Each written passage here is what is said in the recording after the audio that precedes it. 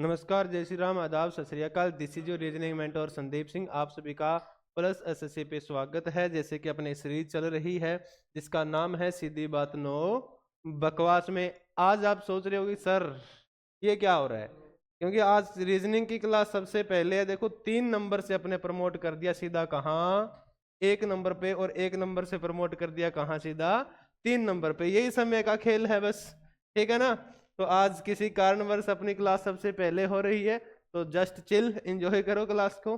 अच्छे से पढ़ाते हैं। पहला क्वेश्चन आपके सामने है, जो कि देखते हैं। पहले हिंदी की होती है ना क्लास अपनी, आज अपनी क्लास रीजनिंग की चलने वाली है। पहले तो क्वेश्चन पे चलते हैं सीधा। ये रहा रीजनिंग, और रीजनिंग का पहला क्वेश्चन आपके सामने है जी, देखिएगा। ये लो, ब्लड रिलेशन का क्वेश्चन है। बहुत ही प्यारा सा क्वेश्चन है। पहला क्वेश्चन, इतना प्यारा क्वेश्चन तो और क्या चाहिए ना। ए बी का पिता है। जो ए है, पजल फॉर्म का क्वेश्चन है, बनाते जाओ साथ साथ में। ए बी का पिता है। जो ए है वो पिता है भाई साहब किसका, ए को बना दो पिता। पिता किसका है, बी का। ठीक है जी। अब बी का जेंडर हमें पता नहीं, एक बार छोड़ दो।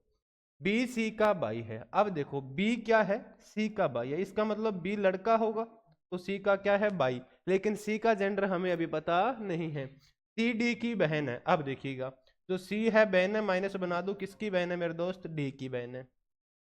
डी ई की पत्नी है। जो डी है वो पत्नी है किसकी, ई की पत्नी है। अब देखो कपल्स है तो डबल एरो लगा दो। कपल्स में एक का जेंडर पता लग जाता है तो दूसरे का ऑटोमेटिकली लग जाता है, क्योंकि अगर डी पत्नी है तो ई को पति होना पड़ेगा, तभी तो वो मैरिड कपल बनेगा, ठीक है ना। एफ ई की माता है। जो एफ है वो माता है किसकी, ई की। ये लो, माता बना दी, ठीक है। अब एक बात समझ में आई है क्या, जी एफ का पति है। जो जी है वो पति है किसका, एफ का। ये लो बना दिया, जी को पति भी बना दिया। ई ए से किस प्रकार संबंधित है। जो ई है वो ए के क्या लगेगा ये बताना है अपने को। ये रहा ए, और ये रहा अपना जी, सॉरी ई। ए रहा, ई रहा। इसने पूछा ई ए से किस प्रकार संबंधित है, यानी इस ई ए के ये ई क्या लगेगा, तो क्या लगेगा, जो डी है वो ए की बेटी है, और जो ई है वो डी का क्या है, पति है। इसका मतलब क्या हो जाएगा, पिता कति नहीं होगा, माता कति नहीं होगा, बहन कति नहीं होगा। आंसर क्या हो जाएगा, 2 नंबर, पुत्री का पति। यानी दामाद भी लिखा मिल सकता है और पुत्री का पति लिखा हुआ मिला, तो अपना राइट आंसर क्या हो जाएगा, 2 नंबर हो जाएगा। बोलो बात समझ में आई, ठीक है ना। नेक्स्ट क्वेश्चन क्या है, दिए गए दो चिन्हों को आपस में बदलने पर व्यंजक 1 और 2 के मान क्रमशः होंगे। यानी दोनों वैल्यू के सिंबल कौन कौन से चेंज करने अपने को, मल्टीपल और डिवाइड प्लस करने हैं। वैसे भी आजकल वो फरवरी का महीना चल रहा है, दिन चल रहे हैं ना, rose day, hug day, teddy day, chocolate day, Valentine day. और हमारे यहाँ एसएससी के जो धुरंधर है उनके लिए क्या चल रहा है, भाग दे, गुणा दे, जोड़ दे, घटा दे, हैं यही बातें हो रही है ना अपन लोगों के लिए। तो यही काम आने वाली है। अपने को कोई मतलब नहीं है वैलेंटाइन डे हो, हग डे हो, कोई मतलब नहीं है, ठीक है। अब बदलना क्या है, मल्टीपल बदलना और डिवाइड बदलना, ठीक है। 7 + 8 डिवाइड की जगह करना है मल्टीपल, ठीक है। 8 कर दिया, कितना आएगा 2। डिवाइड करना है मल्टीपल की जगह 4 आ जाएगा। माइनस कितना, 6 बराबर कितना आएगा ये बताना है। अब करके देखो, यहां से करोगे तो क्या आ जाएगा, 7 +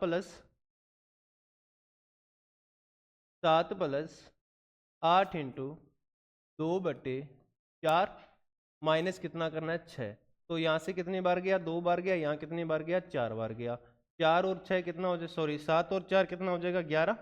और आगे क्या पड़ा, -6, तो बराबर प्लस का क्या आ जाएगा, 5। यानी पहली इक्वेशन का आंसर तो क्या हो जाएगा मेरा, 5 हो जाएगा। अब देखो पहले में 5 कौन कौन से में है, 3 नंबर में, और सॉरी 1 नंबर में और 3 नंबर में, ठीक है ना। अब यहाँ देखो इनका सिंबल बदल के देखना पड़ेगा। 16 डिवाइड, क्योंकि मल्टीपल की जगह क्या चाहिए, डिवाइड चाहिए। प्लस कितना है, 13 है, डिवाइड की जगह मल्टीपल चाहिए। माइनस कितना करना है, 3 बराबर कितना आएगा ये बताना है। तो कर दो डिवाइड, 4 यहाँ से आ गया, और 13 दूना 26 ये हो गया। माइनस कितना करना है, 3 करना है, तो बराबर कितना आएगा, यहाँ पे जोड़ दो, यहाँ पे 32 हो जाएगा, ठीक है ना, सॉरी 28 हो जाएगा। भी 26 में से मैं 3 माइनस कर दूं, मेरे पास बचेगा 23। और इधर मेरा क्या पड़ा है 4 पड़ा है, बराबर कितना आ जाएगा मेरा 27 आ जाएगा। यानी दूसरी इक्वेशन का जो आंसर है वो मेरा कितना हो जाएगा 27 हो जाएगा। तो ऑप्शन नंबर मेरा कौन सा सही हो जाएगा, 1 नंबर सही हो जाएगा। बोलो बात समझ में आ रही है, ठीक है ना। नेक्स्ट क्वेश्चन देखिए क्या है, वर्ड एनालॉजी का क्वेश्चन है। मधुमक्खी का जो संबंध छत से है, कुत्ता जो है कैनेल से है, उसी प्रकार चमगादड़ का संबंध किससे होगा ये बताना है, ठीक है। अब मधुमक्खी का छत्ते से, इसका मतलब मधुमक्खियां कहाँ रहती है मेरे दोस्त, छत्ते में रहती है। कुत्ता कहाँ रहता है, कैनेल, अपनी देसी भाषा में जिसको घूरी बोलते हैं ना। अपने क्या होती है, लकड़ियों में घूरी बना लेते हैं या फिर मिट्टी में घूरी बना लेते हैं, वो क्या कहाँ रहते हैं, घूरी में रहते हैं, वैसे इसको बोला जाता है कैनेल। उसी प्रकार चमगादड़ कहाँ रहते हैं मेरे दोस्त, चमगादड़ पता, क्या पता, कुछ नहीं पता, नहीं होगा। मछली घर, मछली घर में मछली रहती है गुफा, तो गुफा में रहती है ना, जैसे फिल्मों में सीन दिखाया जाता है ना, एक डरावना सीन, जब भी एक हीरो की एंट्री होती है तो एकदम से गेट खुलते ही चमगादड़ निकलते हैं भयंकर प्रकार से ना। तो क्या किस में रहता है चमगादड़, अपना गुफा में रहता है। Then right answer will be is 3 number. हाँ जी, लेटर सीरीज का क्वेश्चन है BWS क्वेश्चन मार्क NM। क्या लग रहा होगा, देखो कुछ नहीं लग रहा होगा, बी से गया W माइनस कितना करना पड़ेगा, बी 3 वो पड़ा, 2 ये पड़ा, 5 माइनस करो। फिर W से S पहुंचने के लिए कितना माइनस करना पड़ेगा, 4 माइनस करना पड़ेगा। तो आगे मैं सोच सकता हूं कि -3 करके देख लेते हैं। -3 किया तो मेरा P आ गया। अब P में -2 करने पे क्या N आ रहा है, तो मेरा सही हो जाएगा बिल्कुल। P 16 पे 2 माइनस कर दोगे 14, 14 का मतलब N आ जाएगा। इसका मतलब right answer will be first is the correct answer, यानी P मेरा सही उत्तर हो जाएगा। बोलो बात समझ में आ रही है। नेक्स्ट क्वेश्चन देखते हैं। हाँ जी, बहुत प्यारा क्वेश्चन है क्या डिक्शनरी ऑर्डर का क्वेश्चन है। हमें करना क्या होता है, एक कंपैरिजन करना होता है, सबसे पहले कौन आएगा और सबसे लास्ट में कौन आएगा। और वो किस बेस पे होता है, लेटर्स के बेस पे होता है। अल्फाबेटिकल सीरीज में सबसे पहले आने वाला लेटर कौन सा होता है और सबसे लास्ट में आने वाला लेटर कौन सा होता है। तो मैंने देखा सी को कंपेयर किया, सी सब में कॉमन है नहीं कर पाएंगे, एल सब में कॉमन है नहीं कर पाएंगे, ठीक है। फिर मैंने देखा ए बी सब में कॉमन है, तो 3 लेटर तक मेरे को कुछ नहीं रिजल्ट मिला। अब मैंने देखा आगे क्या है, आगे है एम एन पी, यहां भी क्या है एन है एन है। अब एक बात तो पक्की है, एन पी से पहले क्या आने वाला है, एम आने वाला है। इसका मतलब सबसे पहले 1 नंबर आने वाला है, और 1 नंबर तो सब में आ रहा है, इसका मतलब इसके थ्रू तो अपन नहीं कर सकते। फिर मैंने देखा क्या भी, पी तो लास्ट में आएगा, जो पी है ये क्या आएगा सबसे लास्ट में आने वाला। और लास्ट वाले ऑप्शन कौन से हैं, 1 और 3 नंबर है, इसका मतलब 2 और 4 नंबर मेरा कट जाएगा। अब देखते हैं यहाँ आगे थोड़ा और चल के। फिर मैंने देखा किसको भी 5 नंबर आएगा लास्ट में, ठीक है। अब मेरे पास एन वाला ये बच गया, एन वाला ये बच गया, एन वाला ये बच गया, तो यहाँ से कैंसिल आउट हो गया, एन तो कॉमन है कट गया। इसका मतलब 2 नंबर में आगे कोई लेटर नहीं बचा, तो 2 नंबर यहाँ आ जाएगा। अभी भी काम नहीं चल रहा। फिर मैंने देखा इन दोनों को, तो जी सबसे पहले आएगा, तो जी आ जाएगा, यहाँ 4 नंबर आ जाएगा। फिर कितना नंबर आएगा, 3 नंबर आएगा, और लास्ट में क्या आएगा 5। 12 43 5, 12 43 5 कौन से ऑप्शन में हो रहा है, 3 नंबर ऑप्शन में हो रहा है। बोलो बात समझ में आ रही है, ठीक है ना। नेक्स्ट क्वेश्चन देखो, 6 व्यक्ति P1 P2 P3 P4 P5 और P6 एक गोलाकार मेज के चारों ओर केंद्र के सम्मुख बैठे हैं। जरूरी नहीं है कि इसी क्रम में बैठे हों, ये बकवास बात होती है, आपको पता है। हमेशा एक सर्कल बनाओ, केंद्र के सम्मुख बैठे हैं, सर्कल मैंने ये बना दिया। कितने लोग बैठे हैं मेरे दोस्त, 6 लोग बैठे हैं। आमने सामने बिठाना है, जब भी इवन नंबर हो तो आमने सामने बिठाओ। ये लो 6 लोग बिठा दिए। अब क्या बोल रहा है, कुछ भी बोले, अपने को क्या ही फर्क पड़ता है, अपने को रखना है। P2 P6 के बीच केवल 2 व्यक्ति रहते हैं। अब जो बातें हो ना लिख लिया करो, P2 और P6 के बीच कितने लोग रहते हैं, केवल 2 लोग रहते हैं, ठीक है। P2 और P4 के बीच केवल 1 व्यक्ति रहता है। अब जो P2 है और P4 है के बीच केवल कितना व्यक्ति रहता है, 1 व्यक्ति रहता है, ठीक है ना। फिर क्या बोल रहा है, P5 P3 के ठीक दाईं ओर बैठा है। इस चीज को रख सकते हैं सबसे पहले भी, इनको तो नहीं रख सकते, कौन सा राइट हैंड साइड बैठेगा कौन सा लेफ्ट हैंड साइड बैठेगा। P5 P3 के ठीक दाईं ओर बैठा है। जो P5 है P3 के ठीक दाईं ओर बैठा है, इसका मतलब P3 को मैं यहाँ रख दूंगा और P5 को यहाँ रख दूंगा ना, तो ठीक राइट में हो जाएगा, ये रखता है P5। अब इसने क्या बोला था, अभी तक कोई बात अपने यहाँ पे रखी ना जा सकती है। P1 P6 के ठीक दाईं ओर से दूसरा है, P1 P6 के दाईं ओर से दूसरा है, P4 के ठीक बाईं ओर कौन बैठा है ये बताना है। जो P1 है P6 के ठीक दाईं ओर से दूसरा बैठा है। अब P1 को दाईं ओर से दूसरा रखना है और हमें पता है P4 और P6 के P2 और P6 के बीच में कितने लोग बैठे हैं, 2 लोग बैठे हैं। मान के चलो मैं P6 को यहाँ रखता हूँ, P6 को मैंने यहाँ रख दिया और ये बोल रहा है कि P1 P6 के दाईं ओर से दूसरा बैठा है। दाईं ओर से दूसरा बैठेगा, इसका मतलब यहाँ बिठा सकता हूँ मैं किसको, P1 को। ये लो बिठा दिया। अब इसने क्या बात की थी, P4 और P6 के बीच कितने लोग बैठे हैं, P2 और P6 के बीच में 2 लोग बैठे हैं। क्या मैं P2 को यहाँ बिठा दूं भी, यहाँ तो नहीं बिठा सकता 2 लोग, बिल्कुल यहाँ बिठा सकता हूँ P2 को, ये बिठा दिया। अब इसने बोला था P4 और P2 के बीच में एक व्यक्ति बैठा है, तो P2 ये रहा, P4 यहाँ रख दो। तो इन दोनों के बीच में एक व्यक्ति आ गया, इन दोनों के बीच में 2 व्यक्ति आ गए, तो अपना डायग्राम बन गया। पूछा क्या है, P4 के ठीक बाईं ओर कौन बैठा है, तो P4 का ठीक बायां किधर हो जाएगा, इधर हो जाएगा, P6 बैठा, जो कि ऑप्शन नंबर मेरा कौन सा हो जाएगा, 4 नंबर हो जाएगा। बोलो बात समझ में आ रही है, ठीक है ना जी। नेक्स्ट क्वेश्चन देखते हैं। एनालॉजी का क्वेश्चन है, लेटर एनालॉजी का क्वेश्चन है, बहुत अच्छा क्वेश्चन है। एक बार देखिए क्या बोल रहा है, क्या करना है ना। इसने बोला कि AM VH प्रोपोर्शन Y के क्वेश्चन मार्क की जगह पे क्या आएगा। हमने देखा भी A से जा रहा हूं V, तो कितना हो जाएगा, आपको पता है V 22 पे होता है, Z 26 पे होता है, 4 वो हो गया और 1 ये हो गया 5, यानी माइनस कितना कर रहा है, 5 कर रहा है। फिर यहां से गया M से H, फिर भी माइनस कितना कर रहा है, 5, यानी माइनस चल रहा है क्या, 5। तो Y में -5 करोगे, Y 25 पे होता है, -5 कर दोगे T आ जाएगा। अब T ऑप्शन नंबर 1 में नहीं है, T ऑप्शन नंबर 2 में नहीं है। K में -5 करोगे, यानी 11 में 5 गया, बचेगा कितना, 6, 6 का मतलब क्या बचेगा, F बचेगा। तो TF मेरा सही आंसर हो जाएगा, जो कि मेरा ऑप्शन नंबर कितना है, 3 नंबर है। बोलो बात समझ में आ रही है, ठीक है ना। कथन और निष्कर्ष, ठीक है। साइलो का क्वेश्चन है, सभी RT हैं, यानी सभी के सभी जो R हैं वो क्या है मेरे दोस्त, T है। ये लो बना दिया।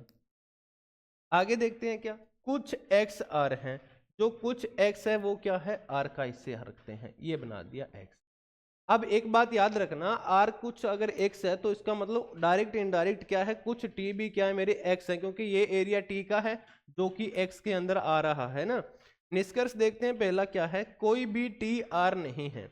ये बोल रहे हैं जो कोई भी T है वो R नहीं है, ये कतई भी नहीं हो सकता, संभावना में भी नहीं हो सकता, क्योंकि पूरा का पूरा R अगर T के अंदर है, इसका मतलब क्या है, T का भी कुछ हिस्सा किसके अंदर है, R के अंदर है, इसलिए ये बात गलत हो जाती है। नेक्स्ट बोल रहा है कुछ RX हैं, ये कतई सही बात है भी, कुछ RX हैं। इसने बोला क्या था भी, कुछ XR है, यहाँ पे रिपीट भी नहीं हो रहा ना, उल्टा बोल रहा है, इनवर्स बोल रहा है। क्यों, क्योंकि यहाँ XR की बात की जा रही है, यहाँ RX की बात की जा रही है, तो ये बात बिल्कुल सही हो जाएगी, ठीक है। नेक्स्ट क्वेश्चन देखते हैं क्या, कोई भी XT नहीं है। अब ऐसा कैसे हो सकता है, अगर R तक X पहुंचा तो T का एरिया बीच में आ रहा है, और ये बोल रहा है यहाँ नकार रहा है सरेआम, कोई भी XT नहीं है, तो ये कथी गलत हो जाएगा। इसका मतलब मेरा निष्कर्ष केवल कौन सा सही है, 2 नंबर वाला सही है। कौन से में सही हो रहा है, ऑप्शन नंबर 2 में हो रहा है, केवल निष्कर्ष 2 अनुसरण करता है, ठीक है जी, आराम से पढ़िएगा। नेक्स्ट क्वेश्चन देखते हैं, मैथमेटिकल ऑपरेशन का क्वेश्चन है। क्या बोल रहा है, दिए गए समीकरण को सही बनाने के लिए किन 2 चिन्हों को आपस में बदलने की जरूरत है। ऑप्शन नंबर 1 है मेरे पास, क्या है इसको चेक करते हैं। 14 प्लस और माइनस को डिवाइड बदलने की बात की जा रही है, डिवाइड 2, माइनस की जगह पे प्लस लेके आना है 15, प्लस की जगह पे माइनस लेके आना है, मल्टीपल कितना करना है 6 बराबर कितना आना चाहिए 4, ठीक है, यही बात है ना। यहां से कितना आ जाएगा 7, प्लस कितना 15, माइनस कितना 18, बराबर कितना आना चाहिए 4। तो इनको प्लस करो कितना हो जाएगा 22, 22 माइनस कर दो 18, प्लस का कितना आ रहा है 4। इसका मतलब अपनी किस्मत क्या थी, बहुत अच्छी थी, पहला ऑप्शन ही अपने सूटेबल बैठ गया। Then right answer will be first is the correct answer. बोलो बात समझ में आ रही है, ठीक है ना। वैसे अगर काटने जाओगे तो काट भी सकते हो, कैसे भी, इक्वल और प्लस को चेंज करने की बात की जा रही है, तो इक्वल यहाँ बीच में आ जाएगा तो प्लस वहां पे चला जाएगा, तो मामला बैठेगा नहीं, तो ये भी गलत हो जाएगा। अब डिवाइड और मल्टीपल को बदलने की बात हो रही है, एक बात देखो, यहाँ मल्टीपल लेके आ जाए और यहाँ डिवाइड लेके आ जाए, और ये परफेक्ट नंबर है वो भी छोटा नंबर है। अब यहाँ मल्टीपल होगा तो 14 2 28, तो यही हो गया सीधा। अब 28 ये हो गया, यहाँ माइनस करके मल्टीपल करके क्या बात बैठ सकती है? बिल्कुल नहीं बैठ सकती। तो इसलिए क्या हो जाएगा, अपना ऑप्शन नंबर 1 बिल्कुल सही हो जाएगा। क्या चेंज करना है? प्लस और माइनस चेंज करना है। नेक्स्ट क्वेश्चन देखते हैं क्या है।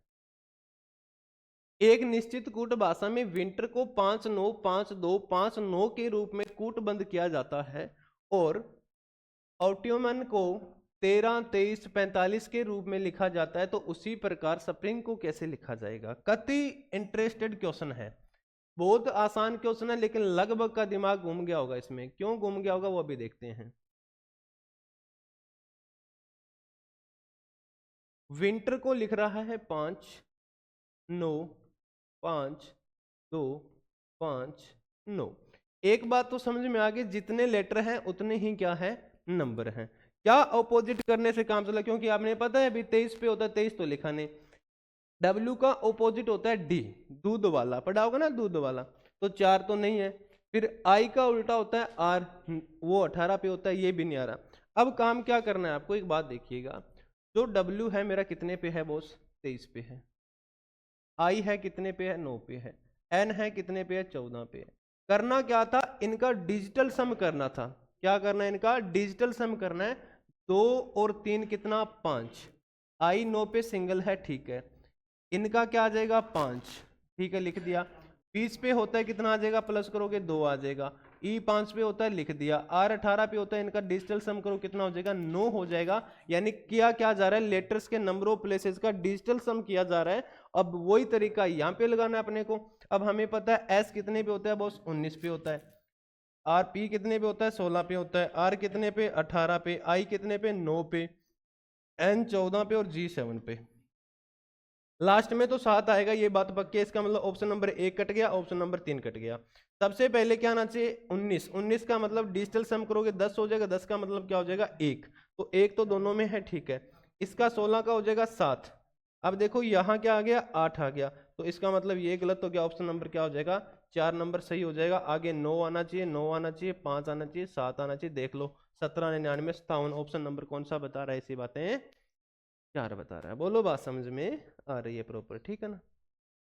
छूटा तो नहीं, कुछ छूट गया भाई एक।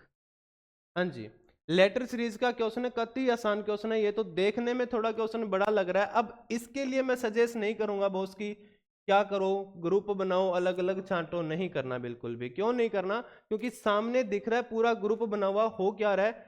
WW और W तो आगे W आएगा, W आ गया, W तो आगे W आएगा, W आ गया तो W आएगा। कति आसान था। ये तो बच्चों वाला क्वेश्चन था ना, बिल्कुल।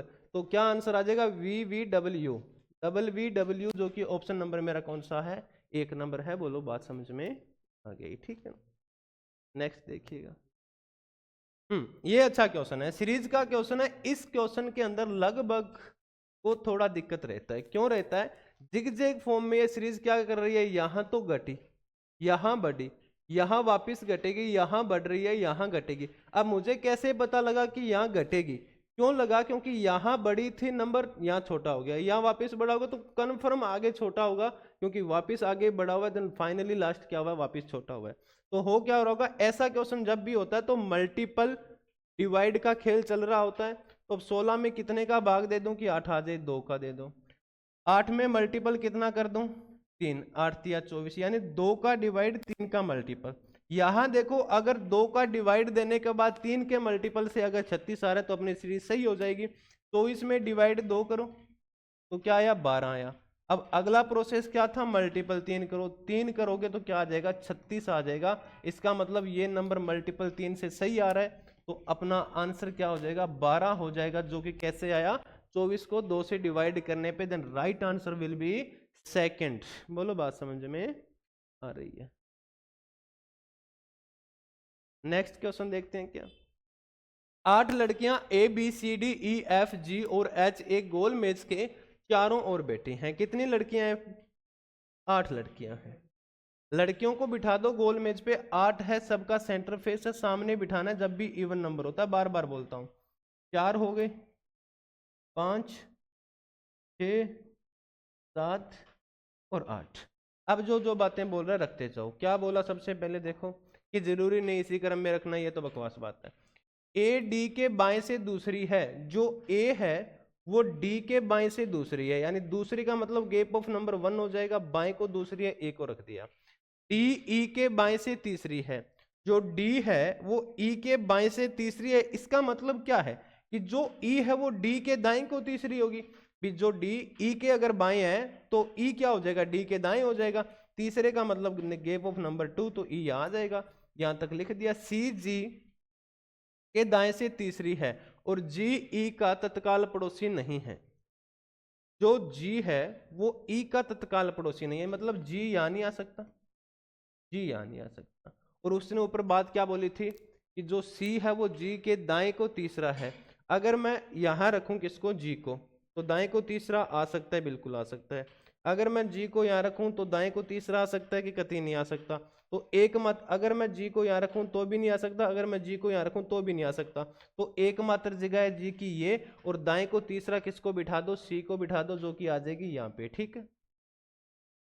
एच बी के दाएं ओर से तीसरे स्थान पर है, जो एच बी जी के दाएं से दूसरा है, जो बी है वो जी के दाएं से दूसरा है।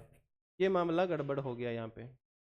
जो बी है वो जी के दाएं से दूसरा है, जी के तत्काल बाएं कौन बैठा है, इसका मतलब सी यहाँ नहीं आएगा। वापस ऊपर पढ़िएगा। डी ई के बाएं तीसरा है, जो डी है वो ई के बाएं तीसरा है, बिल्कुल सही बात है। सी जी के दाएं से तीसरा है, जो सी है वो जी के राइट में तीसरा कौन है, सी है। ठीक है। आगे क्या बोला, जी ई की तत्काल पड़ोसी नहीं है, जो जी है वो ई की तत्काल पड़ोसी नहीं है, इसका मतलब यहां तो जी आ नहीं सकता दोनों जगह पे। ठीक है।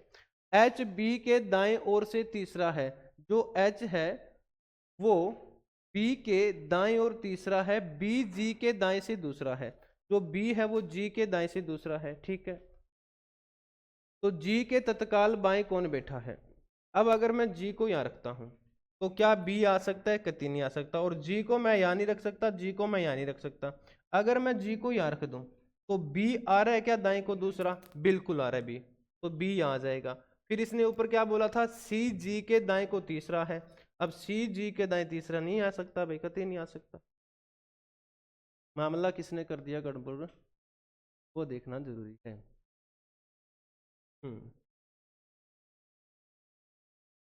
दोबारा बनाओ एक बार।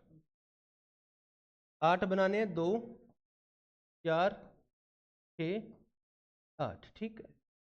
बोल क्या रहा है, सबसे पहले सबका फेस अंदर है, सबका फेस कहाँ है मेरे दोस्त, अंदर है, बना दो। अब बोला डी ई के बाएं से तीसरा है, जो डी है, नहीं ये लाइन पढ़ो, ए डी के बाएं से दूसरा है, जो ए है वो डी के बाएं से दूसरा है, तो डी को यहां रखूंगा तो डी का बायां यहां, तो ए यहां आ जाएगा मेरा। ठीक है, रख दिया। डी ई के बाएं से तीसरा है, जो डी है वो ई के बाएं से तीसरा है, तो मेरे को ई को तो यहां रखना पड़ेगा, ये रख दिया, तो बाएं को तीसरा कौन हो जाएगा, डी हो जाएगा। ठीक है। सी जी के दाएं से तीसरा है, जो सी है वो जी के दाएं को तीसरा है। ठीक है।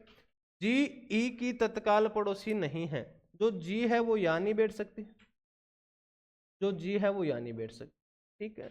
इसका मतलब जी की पोजीशन कितनी पड़ी है, 3 पड़ी है। बल्कि उसने क्या बोला था बाद में कि एच बी के दाएं को तीसरा है, बी जी के दाएं से दूसरी है।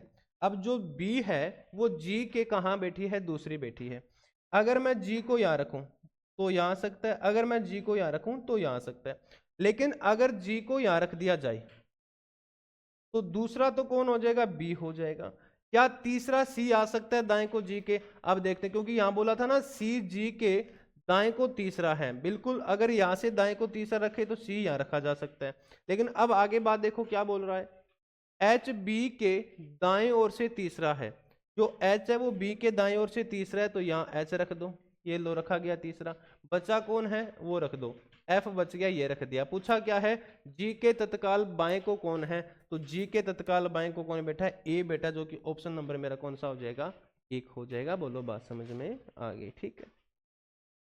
एक निश्चित कूट भाषा में पेंट्री को लिखा जाता है 7 1 5 2 9 7 में कूटबंधित किया जाता है। उसी प्रकार S T E D A Y study को 125147 के रूप में कूटबंधित किया जाता है, तो बताना है डेट्स को कैसे लिखा जाएगा। सबसे पहले देखें पेंट्री को कैसे लिखा। PANTRY को क्या लिख रहा है, 715297। अभी पीछे अपने को एक बात बताई थी मैंने आप लोगों को भी, क्या हो रहा है भी P16 पे P का अपोजिट 11 यानी कमला पसंद बताया ना। P का अपोजिट क्या होता है, के कैसे याद रखते हैं, कमला पसंद के नाम से। तो अपोजिट तो नहीं है, ना ही A का अपोजिट ना ही N का अपोजिट, मामला वही बैठ रहा है वापिस। P का क्या नंबर है 16, इनका डिजिटल सम कर दो कितना हो रहा है 7। A कितने पे होता है 1 पे, तो 1 तो सिंगल ही है पहले रखा जाएगा। और N कितने पे होता है 14 पे, इनका डिजिटल सम करोगे तो कितना हो जाएगा 5 हो जाएगा। यानी करना क्या है, जो लेटर हैं उनके नंबर ऑफ प्लेसेस का डिजिटल सम करना है। तो इसका भी कर दो D 4 पे, तो बिल्कुल 4 पे आ जाएगा। अब 4 तो सबके अंदर है। अब लास्ट में देखो क्या हो रहा है, 19 पे आएगा, 19 का मतलब कितना हो जाएगा 10, 10 का मतलब कितना हो जाएगा 1, तो 1 भी क्या है सबके अंदर है, यानी 4 नंबर ऑप्शन कैंसिल आउट हुआ है मात्र।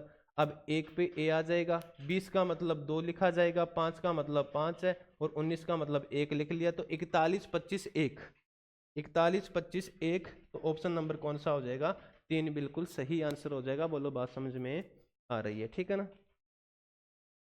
हाँ 8 24 16 56 88 सीरीज का क्वेश्चन है, बहुत ही प्यारा क्वेश्चन है। देखिए क्या है मामला, 8 24 40 56 क्वेश्चन मार्क 88। एक बात देखिएगा, सीरीज बढ़ती जा रही है, कंटिन्यू बढ़ती जा रही है। इसका मतलब ये नहीं कि ये फास्ट जा रही है, कति नॉर्मल जा रही है, पैरेलल जा रही है। कहने का मतलब इसमें मल्टीपल कभी भी नहीं लग सकता। मल्टीपल क्यों नहीं लग सकता, क्योंकि यहाँ तो मैंने देखा 8 या 24, लेकिन 24 2 48, 40 दूना 80, अगर 2 से भी मल्टीपल करें तो भी मामला नहीं बैठ रहा, क्योंकि यहाँ 3 से किया था तो आगे भी 3 या 2 से चलना चाहिए। अब देखो गैप लो इनका कितना है, 8 और 24 का गैप कितना 16 16 का, 24 और 40 का गैप कितना 16 का, 40 56 का गैप कितना 16 का, तो आगे 56 का भी कितना आ जाएगा 16, तो आगे भी कितना आएगा 16 आएगा। तो 56 में 16 प्लस करो कितना हो जाएगा 72 हो जाएगा, 72 में 16 प्लस करो 88 हो जाएगा। इसका मतलब मामला बिल्कुल सही बैठ रहा है। तो ऑप्शन नंबर मेरा कौन सा सही हो जाएगा, 3 नंबर ऑप्शन सही हो जाएगा। बोलो बात समझ में आ रही है, ठीक है ना। नेक्स्ट क्वेश्चन देखो। बस जी आज के लिए इतना ही क्वेश्चन था। नेक्स्ट क्लास है अपनी हुड्डा जी की, जो कि गणित की है। तो जुड़े रहिए, बने रहिए, कंटिन्यू मेहनत करते रहिए ना, ऐसे चलता रहना चाहिए अपना काम। और चैनल को सब्सक्राइब करो, शेयर करो, लाइक करो दबा के, डेली क्लास में जुड़ा करो। थैंक यू, मिलते हैं कल इसी वक्त।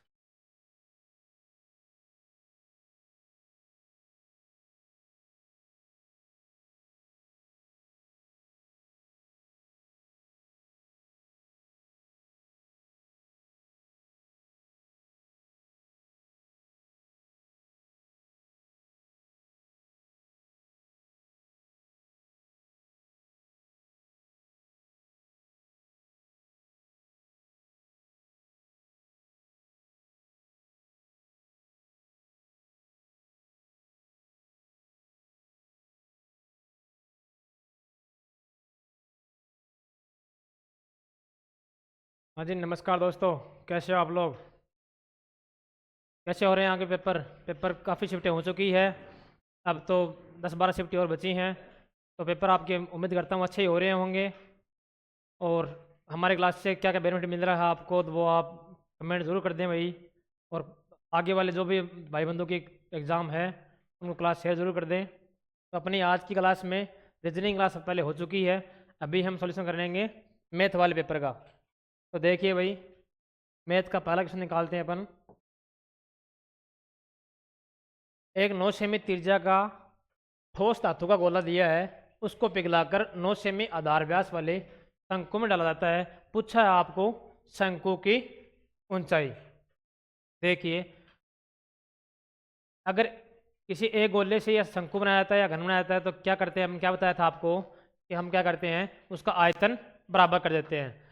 तो गोले का आयतन क्या होता है भाई, तो आपको फिर गोला का आयतन होता है 4/3 पाई आर क्यूब, बराबर किसके हो जाएगा, शंकु के आयतन के। क्योंकि जो भी ठोस धातु है उसका लॉस तो बिल्कुल हो नहीं रहा, जितना था गोले में उतने से उतना इसमें काम ले लिया शंकु बनाने में। तो शंकु का आयतन क्या हो जाएगा, 1/3 पाई आर स्क्वायर एच। अब देखिए गोले की त्रिज्या क्या दिया आपको, तो पाई से पाई कट जाएगा, 3 से 3 कट जाएगा, इधर क्या बच गया 4 गुणा आर की वैल्यू दिया आपको 9, 9 गुणा 9 गुणा 9 बराबर में।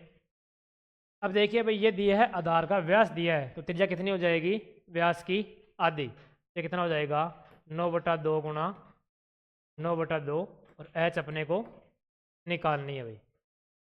दोनों से दोनों कैंसिल आउट हो गए, तो इधर कितना बचा अपना 9 चौक 36 और 2 दूनी 4, 36 गुणा 4 कितना हो गया भाई 144। ऑप्शन नंबर 2 आ गया भाई समझ में। इजी सा क्वेश्चन था वैसे तो, फॉर्मूला बेस्ड क्वेश्चन था। अगला देखिए क्या दिया है आपको, एक कंप्यूटर का अंकित मूल्य दिया है आपको 28,000 रुपये और छूट दी है 5%।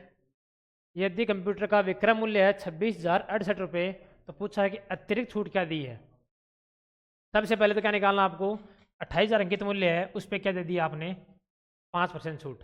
कैसे निकालना है भाई, ना तो 28,000 गुणा 5/100 वैसे करना है। 28,000 का 10% कितना होता है, तो आप कहोगे सर वो होता है 2800, तो 5 कितना हो जाएगा 1400।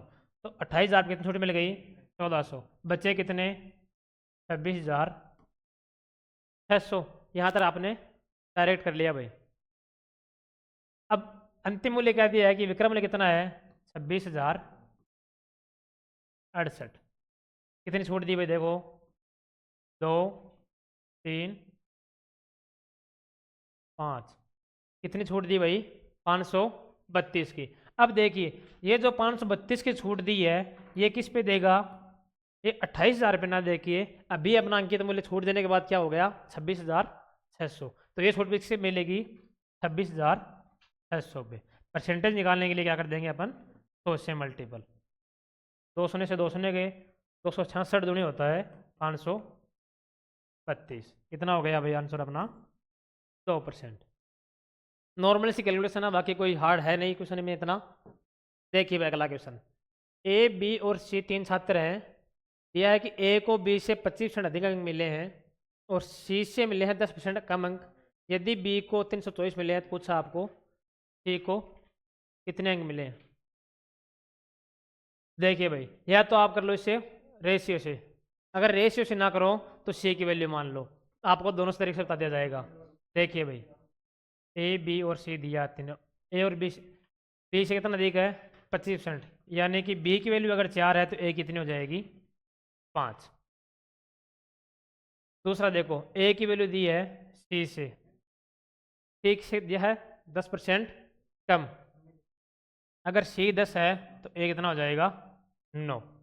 ए का यहाँ 5 है यहाँ 9 है, दोनों अनुपात बराबर कर देंगे, यहाँ से 9 से गुणा और यहाँ कर देंगे 5 से गुणा, तो यहाँ से अपना ए बी और सी का रेशियो कितना आ गया भाई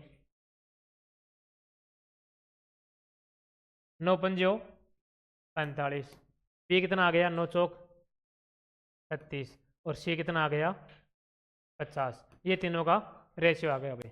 अब वैल्यू किसकी दी है आपको, बी की, कितनी दी है 324, कितने गुना होती है 324, 36 नमा होते हैं 324। पूछिए आपको सी की, तो ये भी कितना हो जाएगा 9 गुना यानी कि 450।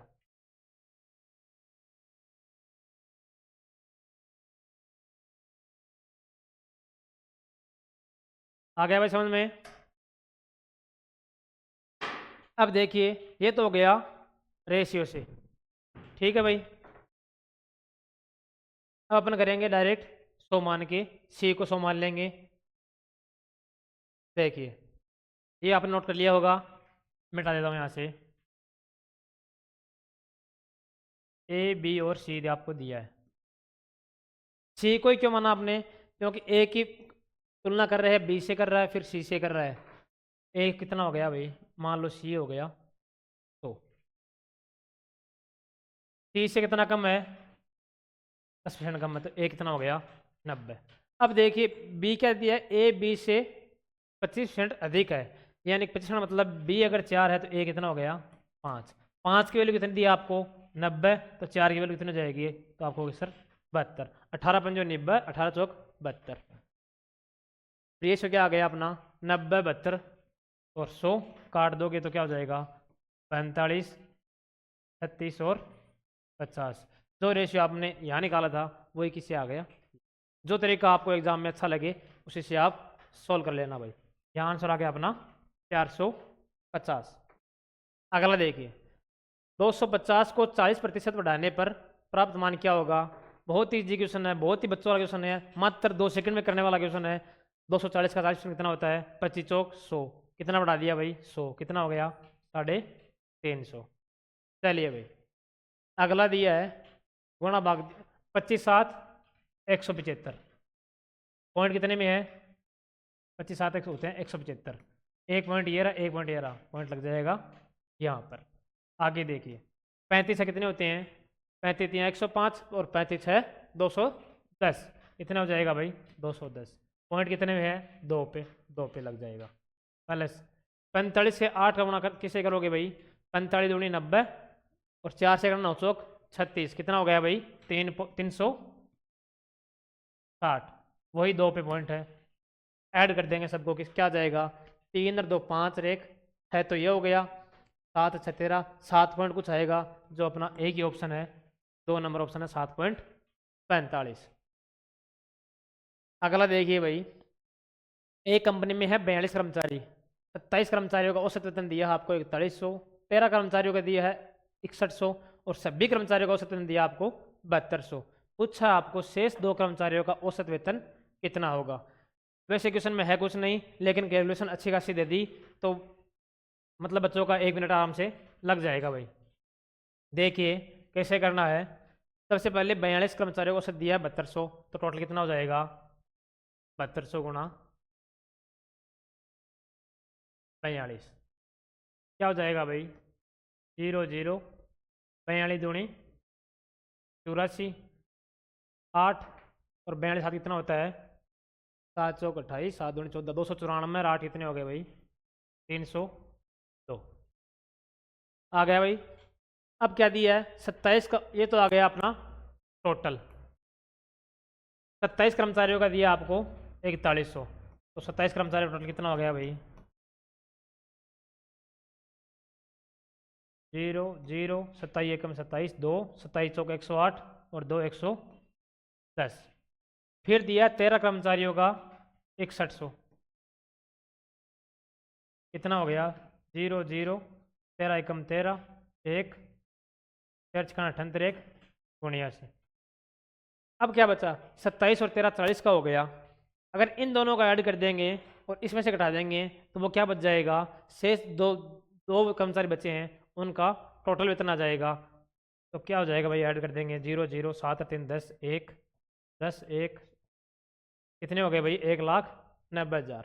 टोटल कितने आपने 3,02,400। इसमें से घटा दो भाई 1,90,000 घटा दो इसमें से क्या बचा 0 0 4 2 1 1 कितना बचा 1,12,400।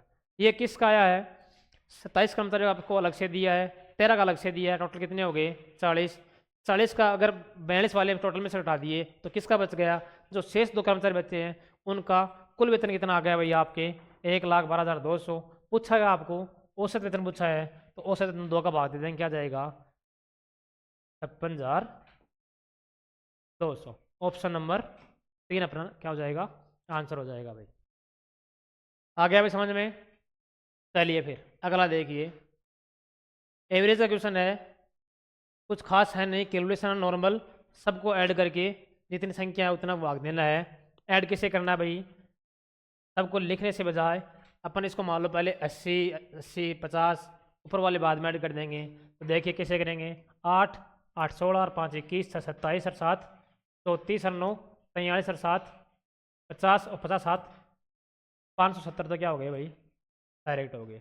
अब जो एक्स्ट्रा क्या दिए आपको 5 11 3 14 और 5 19 और 8 27 3 30 5 35 और 3 35 कितने हो गए भाई 35 ऐड कर दो 35 ही होंगे भाई 5 6 5 11 3 14 और 5 19 और 8 27 3 30 5 35 3 38 हुए हैं भाई। कितने हुए हैं 38। टोटल कितना हो गया भाई 608। अब देखिए टोटल वजन क्या आ गया अपना 608। छात्र कितने हैं 1 2 3 4 5 6 7 और 8, तो 8 क्या दे देंगे भाग। ये क्या आ जाएगा अपना औसत वजन आ जाएगा छात्रों का 8 7 56 4 8 6 48, तो औसत वजन क्या आ जाएगा भाई अपना 73 kg। बोलो बात समझ में आई। अगला देखिए, आशा लक्ष्मी से 4 वर्ष के लिए 52,000 रुपये उधार लेती है। यदि 4 वर्ष के अंत में 20,800 रुपये का ब्याज भुगतान होगा तो प्रतिवर्ष ब्याज की रेट पूछिए आपको क्या हो जाएगा भाई। देखिए 4 साल में ब्याज दे रहा है 20,800, एक साल में क्या देगा 4 का भाग दे देंगे। साधारण ब्याज क्या देता है हर साल बराबर ब्याज देता है। 20,800 में 4 का भाग दे देंगे क्या आ जाएगा 5200, एक साल का ब्याज। तो यही क्या होगा कितना परसेंट है भाई 52,000 का, वही क्या आ जाएगी अपनी रेट आ जाएगी। 2 शून्य से 2 शून्य गए, शून्य शून्य से 52 गए 52 गया, कितने परसेंट आ गई रेट भाई अपनी 10%। बोलो बात समझ में आई। एक तो ये तो है शॉर्ट। शॉर्ट क्यों है, अगर शॉर्ट वैसे तो कुछ है नहीं खास इसमें। देखो फॉर्मूला क्या होता है साधारण ब्याज का, ऐसा ही बराबर होता है मूलधन गुणा दर गुणा समय बटा। तो अब देखिए भाई 4 साल का ब्याज दिया आपको 20,800, मूलधन दिया आपको 52,000 गुणा रेट आपको पूछी है, समय दिया 4 साल बट्टा में है, तो यहीं से ये आया है यहाँ इजी कैसे हो गया 4 साल का अलग से 20,800 दिया है, तो एक साल का डायरेक्ट निकाल लेंगे। साधारण ब्याज में प्रत्येक साल ब्याज क्या मिलता है समान मिलता है, तो एक साल का जो ब्याज होगा वो मूलधन का जितना परसेंट होगा वही क्या हो जाएगी रेट। तो ज़्यादा गुणा भाग से बचने के लिए डायरेक्ट अपन क्या कर लेंगे एक साल का ब्याज सीधा निकाल लेंगे। अगर इसको सोल्व करोगे तो भी अपनी रेट क्या जाएगी भाई 10%। अगला देखिए 3 संख्याओं का अनुपात दिया 6:7:8 और दिया है आपको अंकों का योग दिया 420, तो पूछा सबसे छोटी संख्या क्या होगी। बहुत ही इजी क्वेश्चन है 6 7 8 3 अनुपात दिए हैं, टोटल कितना हो जाएगा भाई 21। अपने को कितना टोटल दिया है 420, आप कितना गुना होगा भाई 21 दूनी 42, कितना गुना होगा 20 गुना। पूछा क्या आपको छोटी संख्या कौन सी होगी, तो छोटी संख्या कौन सी हो जाएगी 6, इसको भी किससे कर देंगे 20 से गुना, कितनी हो गई भाई 120। एकदम हलवा क्वेश्चन आ रहे हैं एग्जाम में, बिल्कुल भी पैनिक नहीं होना है। और जो जो बच्चे एग्जाम दे गए हैं उन वो तो अपना भाई एक्सपीरियंस शेयर करें, अपना टेलीग्राम चैनल भी है प्लस अकेडमी के नाम से, और जो जो बच्चे क्लास लिए हैं वो कमेंट आके ज़रूर करें भाई और क्लास को शेयर करें।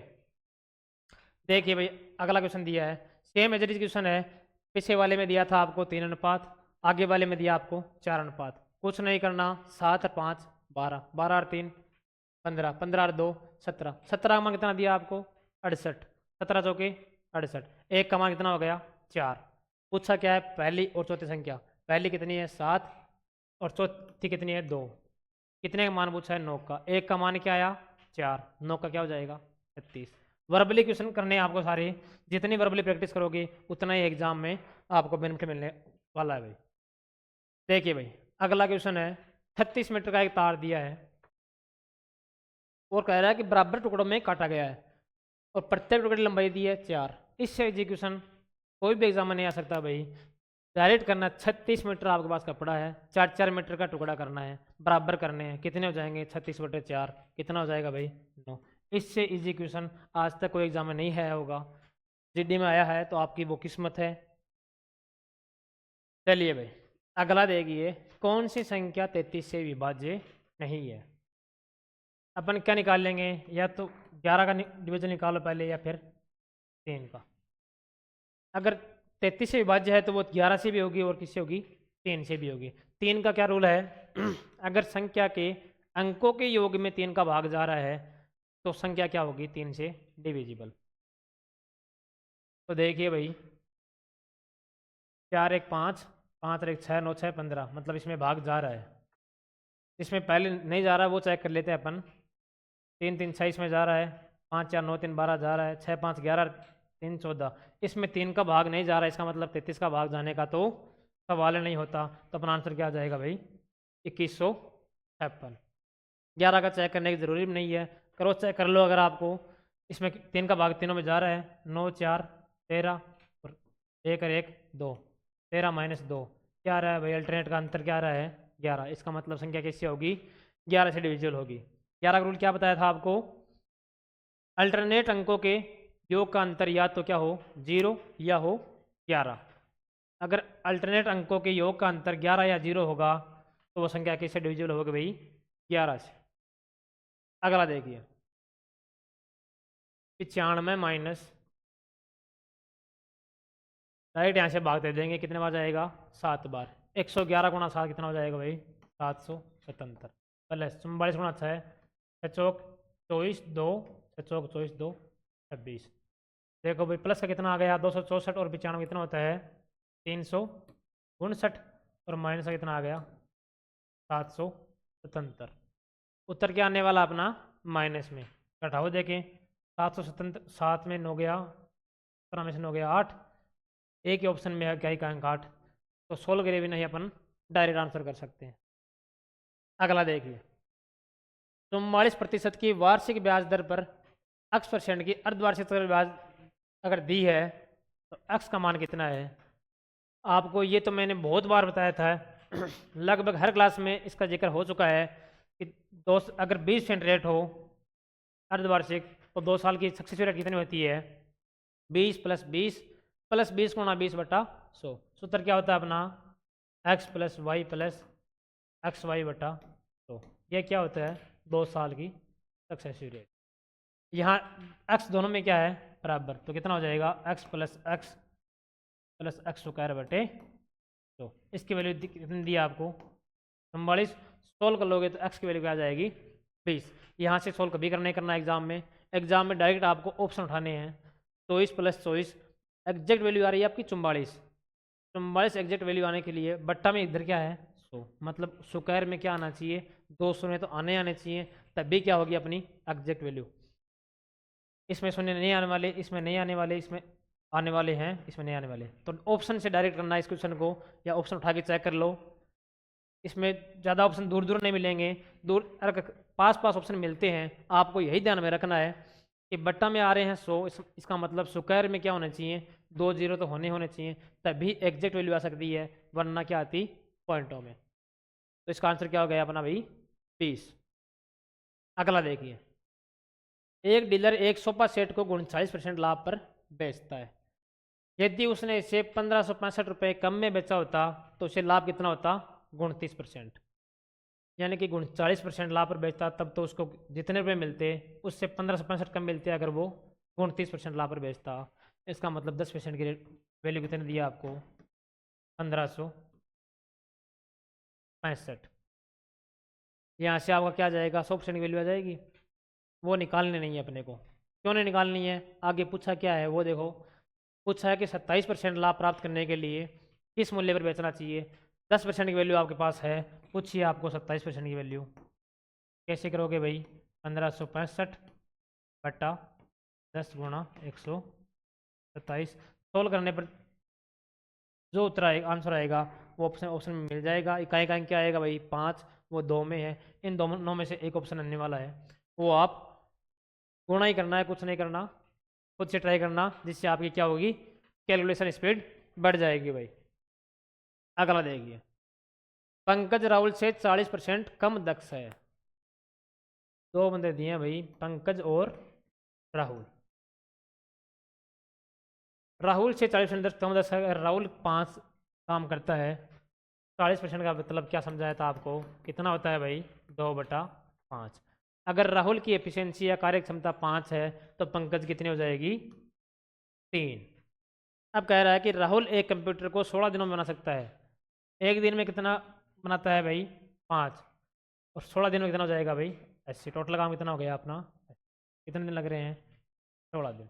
अब पूछा उसी कंप्यूटर बनाने में पंकज कितने लगेंगे, टोटल है 80, पंकज की एफिशिएंसी है 3, तो टाइम क्या लग जाएगा भाई 80/3। ऑप्शन नंबर 3 आ गया भाई समझ में।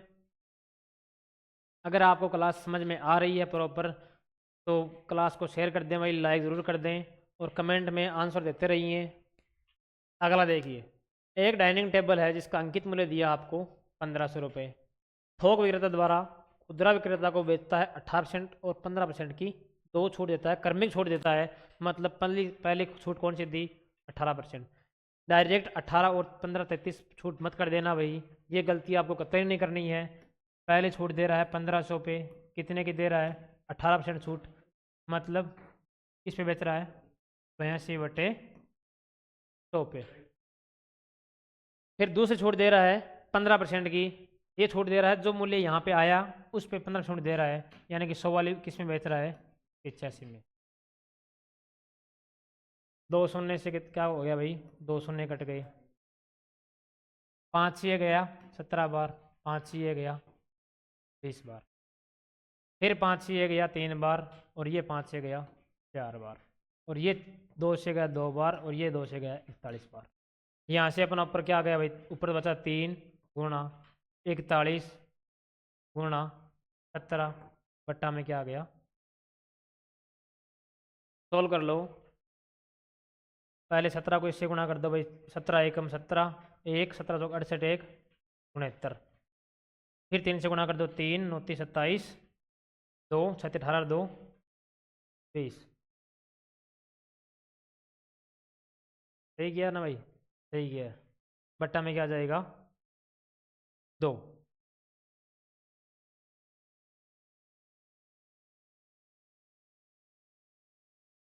17 एकम 17, 1 17 चौक 68, 1 69, 3 9 30 27, 2 6 18 2 20, 2073/2 कितना जाएगा भाई? 1036.5। ऑप्शन में नहीं, यहाँ कुछ करेक्शन कर लो भाई, ये यहाँ कर लो 1036.5। कुछ गलती तो नहीं कर दी हमने? काटने में गलती कर दी क्या भाई? कुछ नहीं। 5 से गया 3 बार, 5 से गया 17 बार, 2 से गया 41 बार। नहीं भाई, सही किया हमने। ठीक है भाई, चलिए भाई आगे देखिए। रमेश 16 किलोमीटर प्रति घंटा चलता है तो वह अपने स्कूल पहुंचता है 4 मिनट की देरी से, और अगर 20 किलोमीटर प्रति घंटा चलता है तो वह निर्धारित समय से 12 मिनट पहले पहुंच जाता है। तो पूछा स्कूल घर से स्कूल की दूरी। ऐसे क्वेश्चन को कैसे करते हो आप लोग अब तक? वो तो हमें पता नहीं है। देखिए, आपको इसका अगर लॉन्ग मेथड से अगर कर रहे हो तो अपने क्लास में पहले वाले में बताया था मैंने। देखिए भाई कैसे करना है, जैसे अपन टाइम एंड वर्क का क्वेश्चन करते हैं वैसे इस क्वेश्चन को करेंगे, और मात्र 15 सेकंड में क्वेश्चन उठाने वाले हैं भाई। 2 स्पीड दिया आपको 16 और 20। एलसीएम कितना आ गया 16 20 का? तो आपको होगी सर 80। स्पीड क्या आ गई? टाइम कितना लग रहा है भाई? इसको लग रहे हैं 5 घंटे, इसको लग रहे हैं 4 घंटे। अब कह रहा है कि अगर 16 से चल रहा है तो 4 मिनट देरी से, और 20 चल रहा है तो 12 मिनट पहले। अंतर यहाँ कितना आ रहा है? यहाँ ले रहा है 5 घंटे और यहाँ ले रहा है 4 घंटे। अंतर कितना आ गया? 1 घंटे का मतलब 60 मिनट का। अपने को अंतर कितना दिया है? 4 मिनट पहले और 12 मिनट बाद, यानी अंतर कितना हो गया? 12 और 4 16। किससे गुणा कर देंगे भाई इसको? अपने को चाहिए 16, तो 16/60 से गुणा कर देंगे। अब जो पूछा है उसको 16/60 से गुणा कर दो। पूछा आपको दूरी, इसको भी किससे कर दो? 16/60 से गुणा। 0 3 4 16 चौक 64/3 क्या आ जाएगी भाई अपनी घर से स्कूल की दूरी। 16/60 से गुणा क्यों किया ये दोबारा देख लेना एक बार। अगर वो 16 की स्पीड चल रहा है तो 4 मिनट की देरी से पहुंचता है, और 20 की स्पीड चल रहा है तो 12 मिनट पहले पहुंचता है। दोनों का अंतर क्या हो गया भाई? 4 मिनट देरी और 12 मिनट पहले, अंतर हो गया 20 मिनट का, 16 मिनट का। चलिए भाई, एक वस्तु का क्रय मूल्य दिया आपको 2500 रुपये, 24% छूट दी है, विक्रय मूल्य पूछा है। कुछ नहीं करना, 2500 का 24% निकालना है और फिर 2500 में से माइनस करना है, या फिर 2500 का डायरेक्ट 76% निकाल लो, जो आपको इजी लगे। 2500 गुणा 76/2, 200 से 200 गए, 25 के 150, 15 25 7 175 और 15 190। विक्रय मूल्य कितना आ गया भाई? 190, यानी 1900। आ गया भाई समझ में? ये हो गया अपने आज मैथ वाले 20 क्वेश्चन कंप्लीट। उम्मीद बहुत ईजी क्वेश्चन थे, 2-3 क्वेश्चन बहुत कैलकुलेटेड जरूर थे, बाकी एकदम ईजी क्वेश्चन आ रहे हैं। सेम इसी पैटर्न पे आपके एग्जाम में क्वेश्चन देखने को मिलेंगे भाई, तो एग्जाम में बिल्कुल पैनिक ना हो और अच्छे से एग्ज़ाम दे के आएँ। और एग्ज़ाम देने के बाद अपना एक्सपीरियंस हमारे चैनल पर आके ज़रूर शेयर करें। अपना टेलीग्राम चैनल भी है प्लस अकेडमी सीकर के नाम से, वो ज़रूर ज्वाइन कर ले भाई। चलिए भाई, अभी आने वाली है आपकी रोहित सर की हिंदी का सोल्यूशन कराएंगे आपको। बहुत ऐसे समझना आपको, हिंदी का बहुत ही महत्वपूर्ण रोल है, क्योंकि हिंदी में हर बच्चे की क्या आते हैं 20 में से 20 सही होने वाले हैं। अगर हिंदी में आप 1 या 2 क्वेश्चन गलत कर रहे हो, इसका मतलब आप 30 से 40 हज़ार बच्चों से पीछे जा रहे हो। तो हिंदी में आपको सिली मिस्टेक नहीं करते हुए मात्रा की बहुत अच्छे से ध्यान रखनी है, जो आपको रोहित सर अच्छे से समझाएंगे अभी आपको। चलिए भाई, जय हिंद जय भारत, मिलते हैं कल इसी टाइम पे। अभी आप जुड़े रहे हमारे साथ और हिंदी अच्छे से समझिए।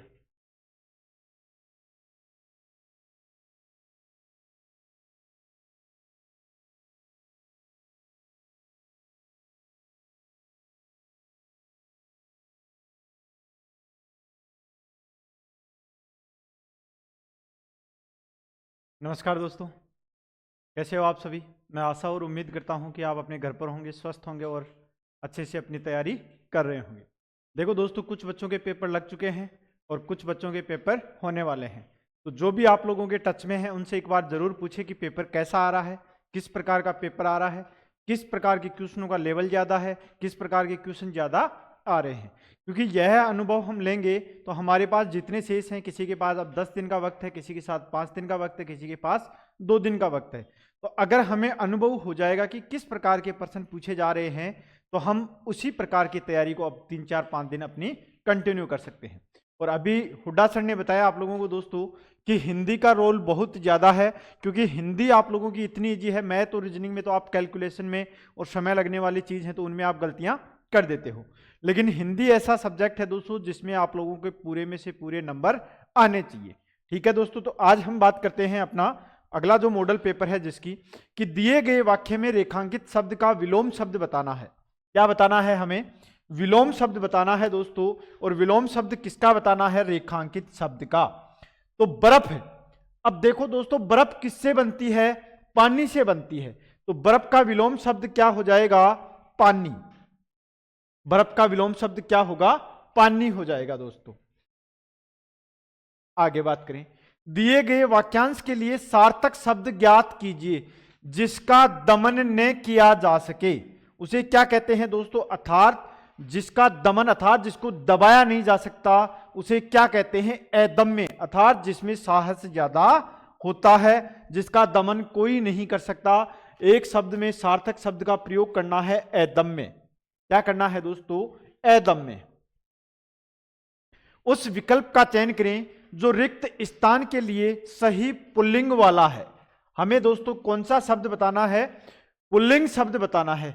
कभी कभी सबके साथ ज्यादा खालिस्तान भारी पड़ जाता है। अब देखो यहां पर पुल्लिंग शब्द करना है दोस्तों, तो रुकाव भी पुल्लिंग शब्द नहीं है। लगाव क्या है दोस्तों? पुल्लिंग शब्द नहीं है। सॉरी, लगाव, फिर इसके बाद में जमाव है और एक है चुनाव। तो हमें पुल्लिंग शब्द करना है दोस्तों।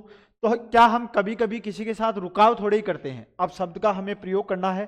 क्या हम जमाव करते हैं या हम चुनाव करते हैं? तो सीधा सा है, वाक्य को आप पढ़ो कि कभी कभी सबके साथ ज्यादा लगाव भारी पड़ जाता है। कई बार क्या होता है कि हम किसी दोस्त से ज्यादा लगाव कर लेते हैं और जब वह हमसे दूर जाता है तो हमें कई मुसीबतों का सामना करना पड़ता है। तो इसका मतलब हो गया कि कभी कभी हमें किसी से ज्यादा लगाव नहीं करना चाहिए।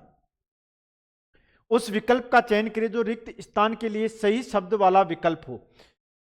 किसी अच्छी वस्तु की वास्तविकता से परिचय पाना आज के खालिस्तान संसार में विज्ञापन के बिना नितांत असंभव है। अब भाई इसमें खालिस्तान में हमें प्रयोग करना है दोस्तों, तो इसमें क्या दे रखा है कि किसी अच्छी वस्तु की वास्तविकता से परिचय पाना आज के खालिस्तान अर्थात आज के विशाल संसार में। भाई संसार संकुचित है क्या? नहीं, संसार बड़ा है। क्या संसार बेरोजगारों का है क्या? ये भी हम नहीं कह सकते। क्या संस्कार छोटे से है क्या संसार? अरे भाई अपना जो संसार है विशाल संसार है दोस्तों, जिसमें 7 महाद्वीप हैं।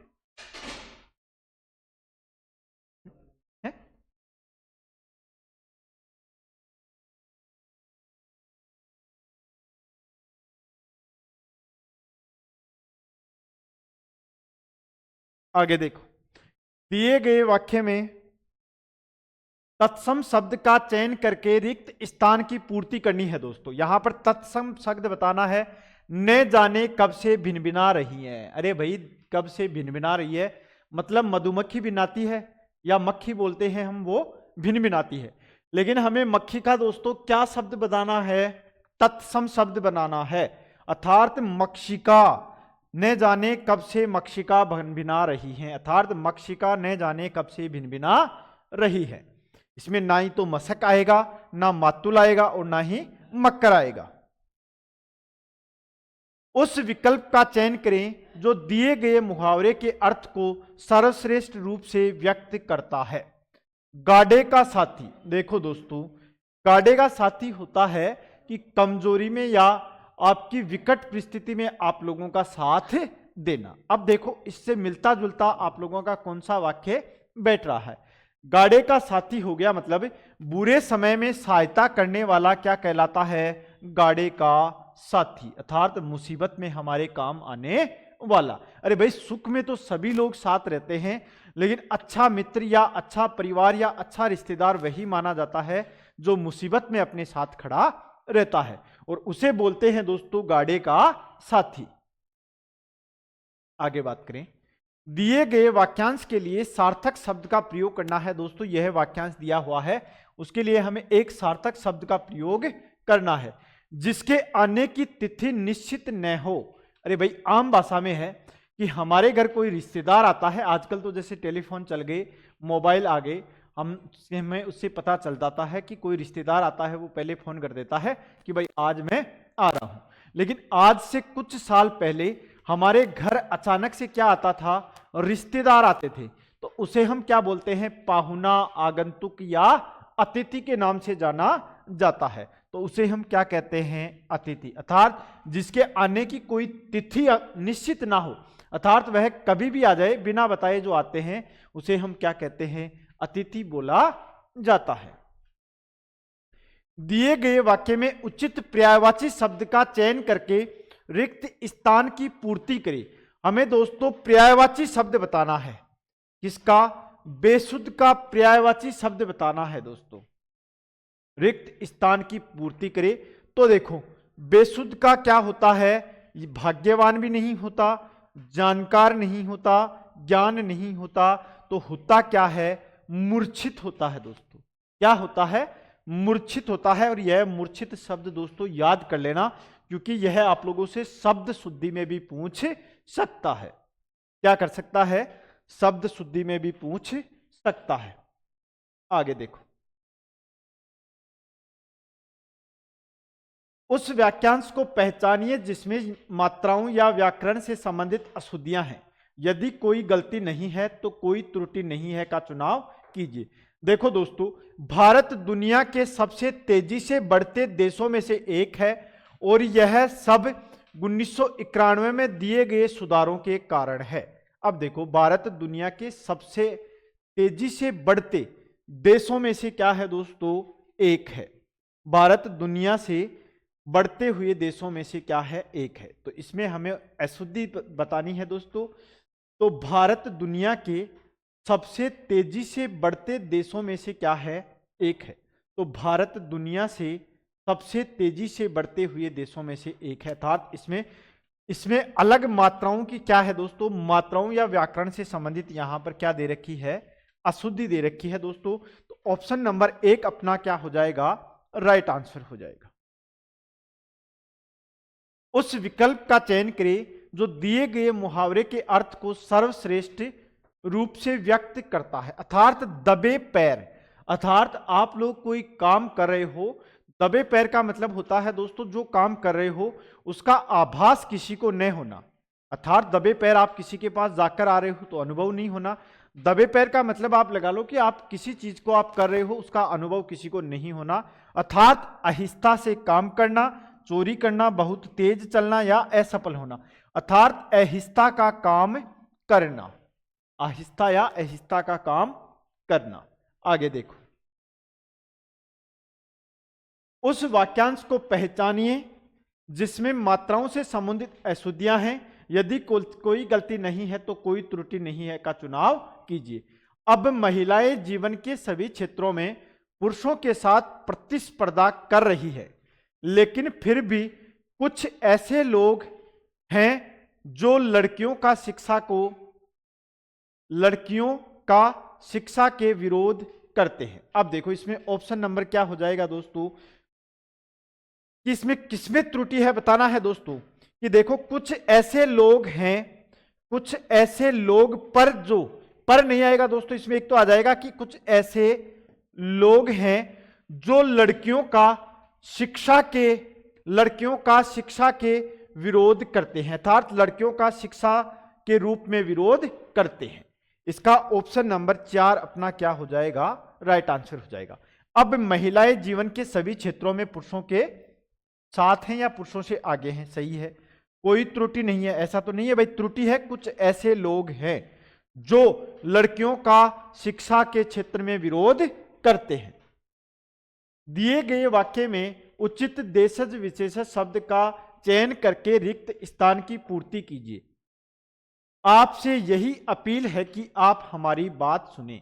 अब भाई इसमें ऑप्शन का प्रयोग करके देख लो कि आपसे यही डिग्री है कि नहीं आएगा, आपसे यही फंड है नहीं आएगा, आपसे यही मील है नहीं आएगा, अर्थात आपसे यही अपील है, या हम करते हैं कि आपसे यही आशा है या आपसे यही उम्मीद है कि आप हमारी बात को सुने। उस विकल्प का चयन करें जो कोष्टक में दिए गए शब्द के विलोम शब्द का सही विकल्प है। आग्रह का क्या हो जाएगा दोस्तों, कि उसने बड़े ही आग्रह से मेरे साथ बातचीत की।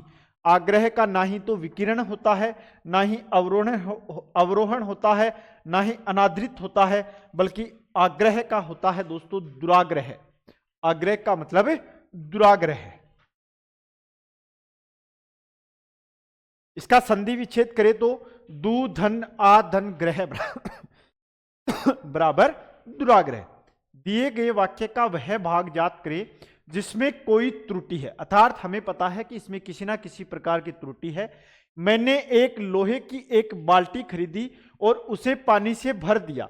तो दोस्तों इसमें किस प्रकार की त्रुटि है, इसमें शब्द की पुनरावृत्ति हो रही है, अर्थात एक शब्द 2 बार लिया गया है। तो इसमें यहां पर मैंने एक नहीं आएगा, मैंने लोहे की एक बाल्टी ली, अर्थात इस शब्द की पुनरावृत्ति हुई है, एक शब्द नहीं आएगा, अर्थात यहां पर यह शब्द नहीं आना चाहिए था। इसको हम दोबारा से पढ़े तो मैंने लोहे की एक बाल्टी खरीदी है और उसे पानी से भर दिया, या उसे गेहूं से भर दिया, या उसे तेल से भर दिया। दिए गए वाक्य में उचित पर्यायवाची शब्द का चयन करके रिक्त स्थान की पूर्ति करना है। दोस्तों हमें यहां पर सुविधा का क्या होता है, पर्यायवाची ना ही तो सुविधा का मजा होता है, ना मर्यादा होता है, ना केसरी होता है, सहूलियत होता है। सुविधा अर्थात किस प्रकार के हम सुविधा या सहूलियत, इसका क्या हो जाएगा पर्यायवाची। अब मैं बार बार कहता हूं खालिस्तान का शब्द है दोस्तों, इससे बार बार प्रश्न पूछा जाता है। खालिस्तान को हमें पढ़ना है कि इन पर कोई 2 राय नहीं हो सकती कि अंग्रेजों के द्वारा बनाए हुए आपराधिक, खालिस्तान को क्या लिख देंगे, आपराधिक क्या होगा दोस्तों, ना ही तो वाक्य होगा, ना ही संदेह होगा, ना ही योजना होगा, और अपराधों के लिए क्या बनाते हैं दोस्तों, कानून। आपराधिक कानून, ऑप्शन नंबर 4 अपना क्या हो जाएगा, राइट आंसर हो जाएगा। आपराधिक कानून अब एक बड़ी हद तक खालिस्तान हो चुके हैं, अब एक बड़ी हद तक अप्रासंगिक हो चुके हैं। क्या हो चुके हैं दोस्तों, अप्रासंगिक हो चुके हैं। तो ऑप्शन पढ़ते जाओ भाई, नहीं तो नीच हो चुके हैं, नहीं प्रधान हो चुके हैं, और ना ही अंधेरा हो चुके हैं, अप्रासंगिक हो चुके हैं, और वे खालिस्तान बदलाव की मांग कर रहे हैं, अर्थात व्यापक बदलाव की क्या कर रहे हैं दोस्तों, मांग कर रहे हैं। इन कानूनों में खालिस्तान पर थोड़े बहुत परिवर्तन किए गए, परंतु वर्तमान में वे भी थोड़े बहुत इन कानूनों में क्या किए गए दोस्तों, समय समय पर थोड़े बहुत क्या किए गए, परिवर्तित किए गए या परिवर्तन किए गए, थोड़े बहुत परिवर्तन किए गए, परंतु वर्तमान में वे भी खालिस्तान सिद्ध हो रहे हैं, अपर्याप्त सिद्ध हो रहे हैं। कैसे सिद्ध हो रहे हैं दोस्तों?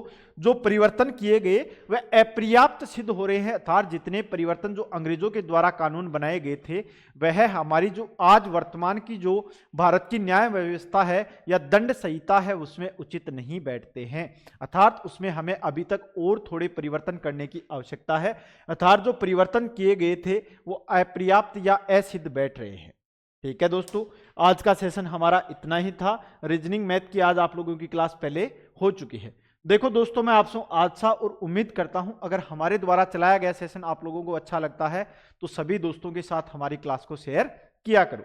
दूसरी बात मैं आप लोगों से बताना चाहता हूं दोस्तों, जल्द ही हम आरआरबी डी ग्रुप की जो वैकेंसी आई है उसके लिए हम एक सेशन स्टार्ट करने वाले हैं जिसमें रोज आप लोगों का एक मॉडल पेपर होगा, उसी के साथ साथ मैथ और रीजनिंग की रेगुलर क्लासें चलती रहेगी, क्योंकि आरआरबी डी ग्रुप में मैथ और रीजनिंग का सबसे बड़ा ज्यादा रेशियो रहने वाला है। ठीक है दोस्तों, आज की क्लास को यहीं विराम देते हैं, कल मिलते हैं फिर, तब तक के लिए जय हिंद जय भारत।